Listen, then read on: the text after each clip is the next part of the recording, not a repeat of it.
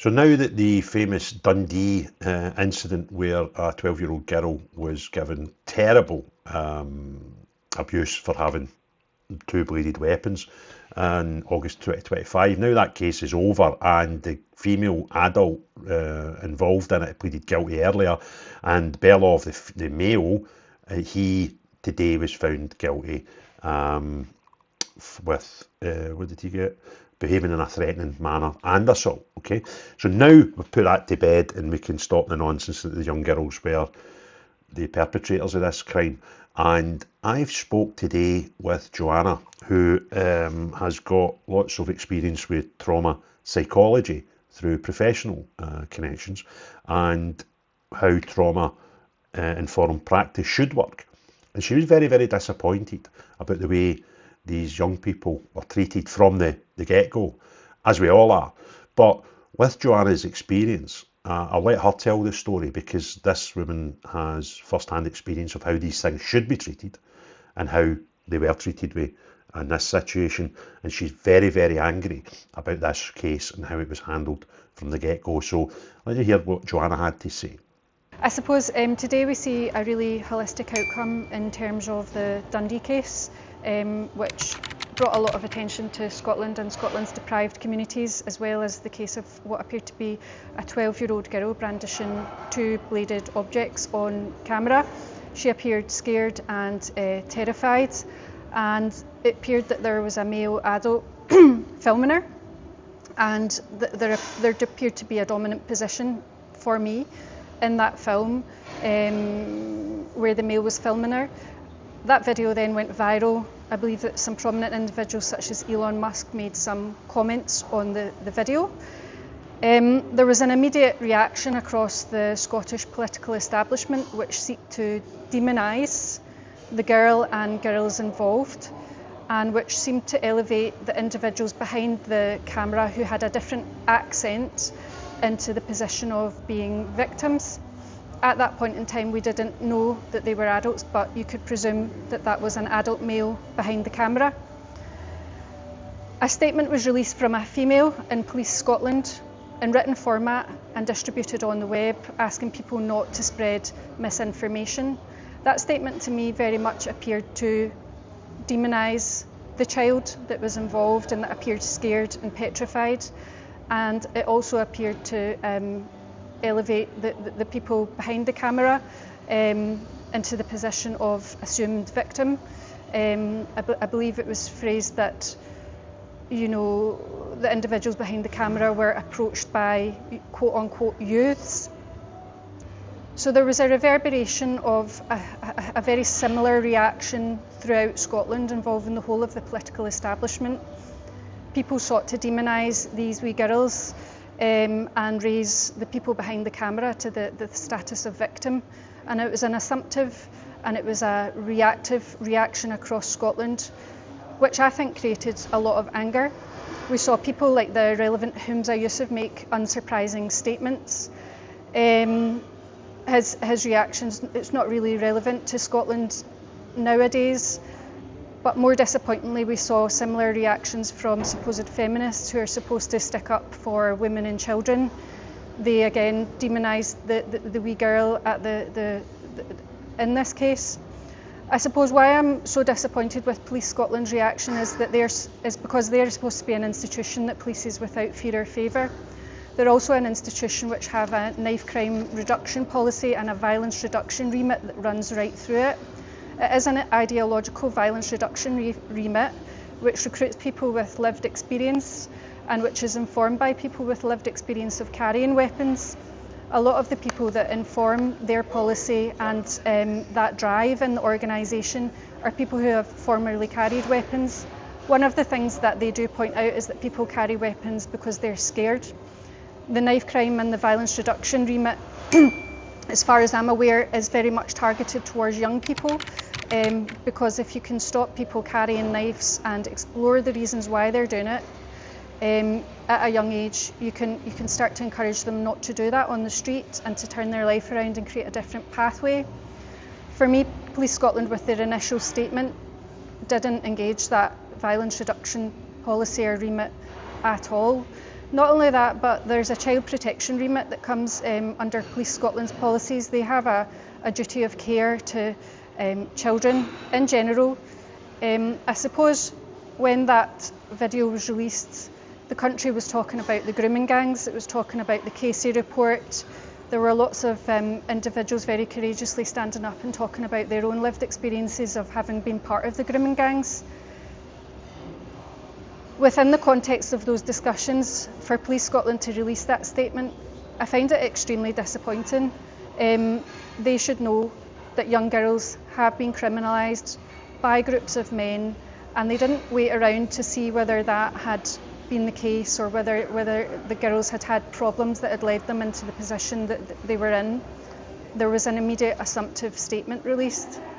I suppose today we now find out that the girls were being sexually harassed. We now find out that one of them was assaulted. We found out that one of the girls was 12 years old. On camera, it was very, very clear that she was from a deprived area. It was very, very clear to me that she had vulnerability factors. None of those were considered. They weren't considered by feminists. They weren't considered by Police Scotland, even with their drive to recruit females and put females into high positions of power. These vulnerability factors were not considered by senior politicians, who are politicians which virtue signal, who virtue signal quite a lot and say that they're for victims. They weren't for this girl who was a victim. So that girl had charges and a caution put against her as an immediate reactive action. Today we find out the whole context of the case and we find out that she was a victim. Police Scotland have released a statement admitting partially that they made an error. They then go on to say that the fact that this case has been fully investigated and that we have the current outcome, which gives the context of what happened behind that video. They've gone on to say that the outcome demonstrates that they police without fear or favour. I don't think that this outcome does demonstrate that they police without fear or favour. I think this outcome demonstrates the opposite. Would they have just charged and cautioned that girl had that video not gone viral? We don't know. Is it political pressure and the fact that that video went viral that pushed Police Scotland into doing a formal investigation and formal inquiry, which included approaching all angles? Possibly. We also have to look in the context of the Henry Novak case at potential racial bias. In this case, I think we have to look at class bias, sex bias and racial bias. Because this girl was white, we now find out that the couple with the foreign accent were Bulgarian. I think from the initial video, it was very clear there was a foreign accent behind the camera, and I have to say I do think that possibly pushed people to elevate them into the status of victimhood over a 12-year-old girl. I think there's extreme questions to be asked there. I don't know if Police Scotland follow the race action plan that we've seen down in England and Wales, which advises the police not to treat everyone equally, but to treat them unequally. However, this whole case for me shows that Police Scotland are not working without fear or favour. I would argue that it demonstrates fear-based policing. From my point of view, what I want to know from Police Scotland is whether they have issued a formal apology to this girl and the girls involved in the case. I want to know if they've expressed that to them face to face. I would quite like to know if they're going to address the caution and charge which has gone against one girl as part of their initial reaction. They will be aware that vulnerable individuals are often criminalised. I want to know if that girl's taken the caution and the charge throughout her life, or if Police Scotland, in light of the errors that they have now admitted that they've made, will review that, because arguably they've been involved in a process of criminalisation there of a child. I would quite like to know if they're doing a case review of this, to examine their own biases and see how they can change policing going forward.